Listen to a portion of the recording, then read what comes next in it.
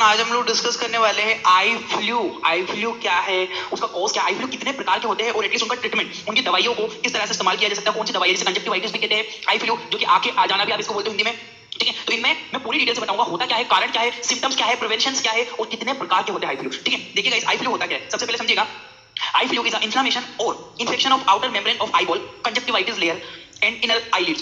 Simple समझिएगा कि जो आई फ्लू है ना, आई फ्लू एक ऐसी बीमारी होती है जिसमें आंखों के सफेद वाले भाग के ऊपरी परत, जिसे कंजक्टिवा कहते हैं, उसमें संक्रमण हो जाता है और सूजन आ जाती है। साथ ही साथ आईलिड के अंदर भी संक्रमण होता है। डायग्राम देखो, देखो आई फ्लू क्या है, आई फ्लू को हम कंजक्टिवाइटिस भी कहते हैं। क्यों? क्योंकि हमारा जो व्हाइट वाला भाग होता है, हमारा जो सफेद वाला भाग है आंखों में दिखता है, इसके यहाँ पे एक परत पाई जाती है ऊपर वाली हिस्से पे, जिसे बोलते हैं कंजक्टिवा लेयर। ठीक है, ये कंजक्टिवा लेयर में इंफेक्शन हो जाता है, इन्फ्लेमेशन हो जाता है। साथ ही साथ आईलिड, आईलिड के जहां पे हम काजल लगाते हैं ना, यहाँ पे इस वाले एरिया में भी इंफेक्शन इन्फ्लेमेशन हो जाता है। ठीक है, तो कंजक्टिवा लेयर में हो रहा है तो इसे हम लोग क्या नाम से जान रहे हैं, कंजक्टिवाइटिस। ठीक है, कंजक्टिवाइटिस भी कहते हैं और साथ में आई फ्लू भी कहते हैं, नॉर्मल भाषा में आंखें आ जाना भी इसको कहा जाता है। तो एक स्क्रीनशॉट लीजिए आप यहाँ से, फिर मैं इसके कुछ और डिटेल में बढ़ता हूँ। ये तो क्लियर हुआ कि आई फ्लू क्या है। आई फ्लू कुछ नहीं, एक बैक्टीरिया वायरस से होने वाला संक्रमण है, जो कि कंजक्टिवा लेयर, हमारी आंखों के सफेद वाले भाग के ऊपरी हिस्से पे ये वाली लेयर है ना, ये कंजक्टिवा लेयर है, इसमें इन्फ्लेमेशन हो जाना या इंफेक्शन हो जाना। आगे बढ़ता हूँ। Eye flu also called conjunctivitis और पिंक आई, क्योंकि इसमें आगे हल्की पिंक कलर की भी होती है और रेड भी हो जाती है। ठीक है, आई फ्लू को कंजक्टिवाइटिस या पिंक आईज के नाम से भी जाना जाता है, इसे कंजक्टिवाइटिस और पिंक आईज भी कहते हैं। Eye flu may be due to bacteria and viral infection. देखो, या तो जीवाणु से होगी या विषाणु से होगी, और इन दोनों से नहीं हुई तो केमिकल से भी हो सकती है। मैं भी इसके प्रकार के बारे में पढ़ूंगा आगे। तो ये बैक्टीरिया से भी हो सकती है, कौन से बैक्टीरिया करेंगे, वायरस से हो सकती है तो कौन सा वायरस करेगा, ये भी डिटेल से समझेंगे। It is most commonly seen in environmental changes, ये पॉइंट समझिएगा। ये ज्यादातर वातावरण के परिवर्तन में देखी जाती है। जब भी एनवायरमेंटल चेंज होता है, नमी वाला एरिया आता है, यानी कि बारिश लगती है, बारिश से ठंड वाला एरिया आता है, जब भी एनवायरमेंटल चेंजेस होते हैं ना, यानी कि तापमान में परिवर्तन होता है ना, उसकी वजह से ये जो बैक्टीरिया ज्यादा एक्टिव हो जाते हैं और ज्यादातर कंजक्टिवाइटिस आई फ्लू करते हैं। जैसे कि अभी कंजक्टिवाइटिस आई फ्लू ज्यादा चल रहा है क्योंकि ये बारिश का टाइम है, इस वजह से।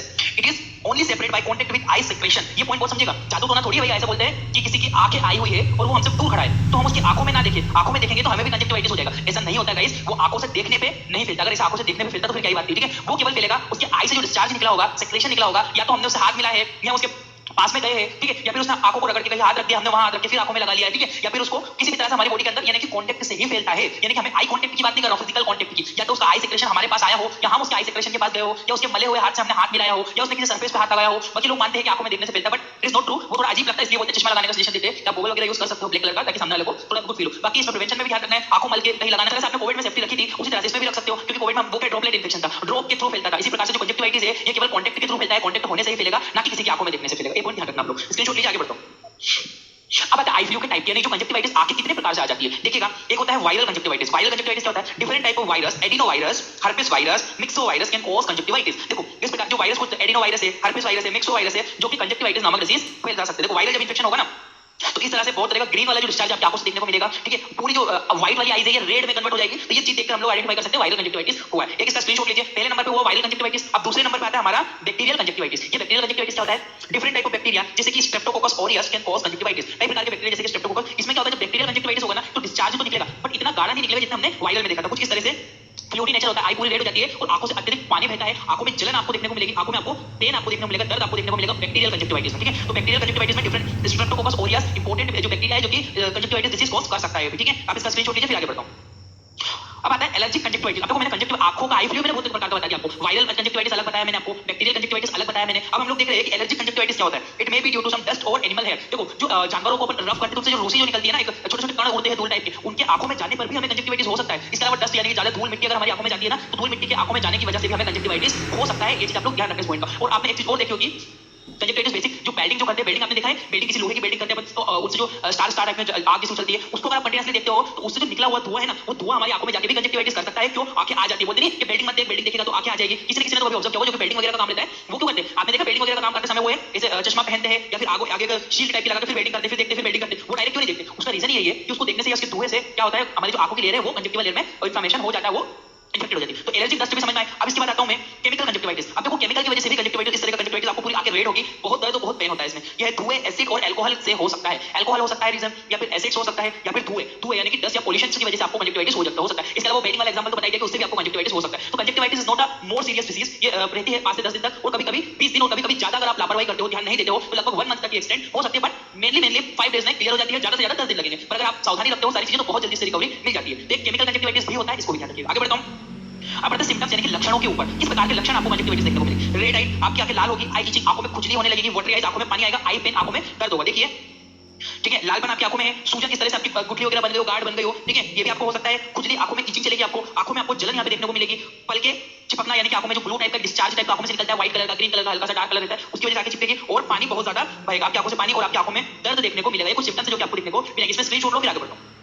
अब आता है मेडिकेशन के ऊपर। देखो, पहले हम लोग एक एंटीबायोटिक देते हैं और एक ऑइलमेंट देते हैं और पेन के लिए पेन किलर देते हैं। सफिशिएंट इतना ट्रीटमेंट। देखो, जैसे कि तो सबसे पहले हम लोग सिप्रोफ्लॉक्सासिन, काफी इफेक्टिव मेडिसिन है। सिप्रोफ्लॉक्सासिन को दिन में 2 ड्रॉप टीडीएस 3 बार या 4 बार, या डॉक्टर के अकॉर्डिंग, डॉक्टर के सजेशन से इसको 5 बार भी दिन में आंखों में लगाया जा सकता है। ठीक है, तो सिप्रोफ्लॉक्सासिन सिप्रोवेल के नाम से ड्रॉप आपको मार्केट में मिल जाता है। बच्चों में भी यूज किया जा सकता है। बच्चों में डॉक्टर के सजेशन से यूज करना है, क्योंकि उसमें डोजेस का इशू रहता है, कितना इन्फेक्शन है, कितना मात्रा में देना है, ये डॉक्टर के सजेशन से उसको देना चाहिए बच्चों को। तो 2 ड्रॉप दिन में टीडीएस ये यूज कर सकते हैं लगभग 5 दिनों तक। कितने दिन तक एक्सटेंड करना है? लगभग 5 दिन तक। 5 दिन में रिकवरी नहीं मिले तो आप इसको बढ़ा सकते हो, बाकी डॉक्टर के सजेशन से स्टैंडर्ड जो डोज रहता है एंटीबायोटिक 5 डेज तक इसको देनी होती है। सिप्रोफ्लॉक्सासिन सिप्रोवेल के नाम से मिल जाएगी। नेक्स्ट इसकी मेडिकेशन के ऊपर बढ़ते हैं। ज़ेंटामाइसिन, या तो सिप्रोफ्लॉक्सासिन दो, अगर वो इफेक्टिव नहीं लग रही तो ज़ेंटामाइसिन, ये काफी एडवांस एंटीबायोटिक होती है। ठीक है, ज़ेंटामाइसिन 2 ड्रॉप दिन में टीडीएस 3 बार या 4 बार या 5 बार भी इसको डाल सकते हैं अकॉर्डिंग टू इन्फेक्शन। लगभग इसका डोज भी 5 दिन का स्टैंडर्ड डोज है, 5 डेज तक आपको देना होता है। ठीक है, ज़ेंटामाइसिन 0.3% का सॉल्यूशन होता है, आई ड्रॉप है। ठीक है, इसको आंखों में यूज किया जाता है जब भी आपको कंजक्टिवाइटिस आई का इंफेक्शन होता है तब। तो ज़ेंटामाइसिन भी काफी इफेक्टिव मेडिसिन है गाइस। अगर इसके बाद देना है तो ऑफ्लॉक्सिन, ऑफ्लॉक्सिन जो होती है 2 ड्रॉप दिन में 2 बार दिया जाता है। ऑफ्लॉक्सिन अगर आपको एलर्जी भी देखने को मिले तो साथ में इसका स्टेरॉइड वाला कंटेंट भी आता है, इसमें स्टेरॉइडल वाला कंटेंट भी आप यूज कर सकते हो डॉक्टर के सजेशन से। ये भी डोज सेम रहता है। इन तीनों में से देखो, मैंने 3 एंटीबायोटिक बताई, सिप्रोफ्लॉक्सासिन में काफी इफेक्टिव है, ज़ेंटामाइसिन भी दी जाती है और ऑफ्लॉक्सासिन। इन तीनों में से कोई भी एक एंटीबायोटिक आप यूज कर सकते हो। 2 ड्रॉप डालना है दिन में 3 बार या 5 बार इसको अकॉर्डिंग टू इन्फेक्शन। ज्यादा सीवियर है, ज्यादा प्रॉब्लम है तो दिन में 5 बार इस्तेमाल किया जा सकता है इसको भी। ठीक है, लगभग 5 दिन तक इसको इस्तेमाल करते हैं। आगे बढ़ता हूं। अब आता है आपका ऑइलमेंट। देखो, आपको एंटीबायोटिक तो देना ही है आंखों में डालने के लिए, बट ऑइलमेंट का भी यूज किया है, ऑइलमेंट का भी इस्तेमाल करते हैं। जैसे कि सिप्रोफ्लॉक्सासिन ऑइलमेंट, ये जो होता है क्रीम टाइप का होता है, इसको कैसे लगाना होता है? देखो, apply inside eyelid at night time. देखो, रात में सोते समय जैसे हम काजल नहीं लगाते, आंखों को इस तरह से नीचे खींचना है और काजल लगाते हैं इस तरह से आंखों में, इसको आईलिड्स पे रात में लगा के सो जाना होता है। देखो, एंटीबायोटिक ड्रॉप तो आप दिन में डाल ही रहे हो, अगर आपको है तो इसमें आप इसका भी इस्तेमाल करो। ऑफ्लॉक्सासिन ऑइलमेंट का इस्तेमाल, सिप्रोफ्लॉक्सासिन अभी आता है, सिप्रोफ्लॉक्सासिन ऑइलमेंट है ये। यहाँ पे आपको अलग अलग ब्रांड के ऑइलमेंट मिल जाएंगे अलग अलग एंटीबायोटिक के रूप में। ठीक है, इसको भी 5 दिन तक यूज किया जा सकता है सिप्रोफ्लॉक्सासिन को। अब आता है, यदि आपको आंखों में दर्द, किसी व्यक्ति को आंखों में दर्द है तो आप कीटोटिफेन को इस्तेमाल किया जा सकता है। ये भी आई ड्रॉप होता है, या आंखों में यदि ज्यादातर दर्द हो तब इसको इस्तेमाल करो। यदि दर्द नहीं है, नॉर्मली है, तो इसका इस्तेमाल ना करो। अगर आपको लग रहा है दर्द है तो इसको इस्तेमाल किया जा सकता है। 2 ड्रॉप दिन में 2 बार इसको डालना होता है। ये भी 5 डेज तक आप यूज कर सकते हो और एसओएस में कभी-कभी दिया जाता है, जरूरत होने पर इसका इस्तेमाल करते हैं। ठीक है, तो कीटोटिफेन होता है, ये भी काफी अच्छा होता है। एल्ड्रोन के नाम से आपको मार्केट में मिल जाएगा, काफी अच्छा है ये भी ना पेन किलर के लिए। अब पेन किलर में मेडिकेशन भी दे सकते हैं, जैसे कि कॉम्बिफ्लेम। कॉम्बिफ्लेम यदि आपको ज्यादा दर्द हो रहा है आंखों में, तो यदि आंखों में ज्यादा दर्द हो तो कॉम्बिफ्लेम में क्या होता है? आइबुप्रोफेन प्लस पैरासिटामोल दोनों का कंपोजिशन मिक्सचर रहता है। 400 mg की टैबलेट ओटी दिन में मरीज को 2 बार लेने की सजेशन दी जाती है। तो ये तो हुआ कुछ मेडिकेशनल ट्रीटमेंट। अगर आपको नॉर्मली देखना तो इसका प्रिवेंशन कैसे रखना है? पहली बात तो बेसिक चीज, आंखों पे रगड़ने का पोषण है, गॉगल का इस्तेमाल करना है। जब भी आंखों से डिस्चार्ज निकले तो रुमाल सेफ रखना है, उसे क्लीन करना है, टिश्यू पेपर का इस्तेमाल करके प्रॉपर्ली डिस्कार्ड करना है। इसके अलावा आंखों की अगर किसी को कंजक्टिवाइटिस हुआ है तो आंखों की सिकाई आपको करना होती है, उसको प्रॉपर पानी से क्लीन करना होगा। आपको गर्म पानी, हल्का सा गर्म गुनगुना पानी लेकर और गुनगुने पानी से आंखों में तेज से मारकर, मतलब उसको से करके, तो आंखों को आपको प्रॉपर क्लीन रखना चाहिए गर्म पानी से यूज करके, ताकि आपको जो डिस्चार्ज वगैरह है वो प्रॉपर्ली मॉर्निंग में क्लीन हो सके। तो ये कुछ सावधानियां हैं जो आपको रख सकते हो आप लोग। आई होप आपको कंजक्टिवाइटिस समझ में आया होगा। समझ में आया तो इसी तरह की और भी इंटरेस्टिंग वीडियो हमारे चैनल पर डाली हुई है, बगल में प्लेलिस्ट भी आ रही है, इसमें जाकर देख सकते हो। Thank you for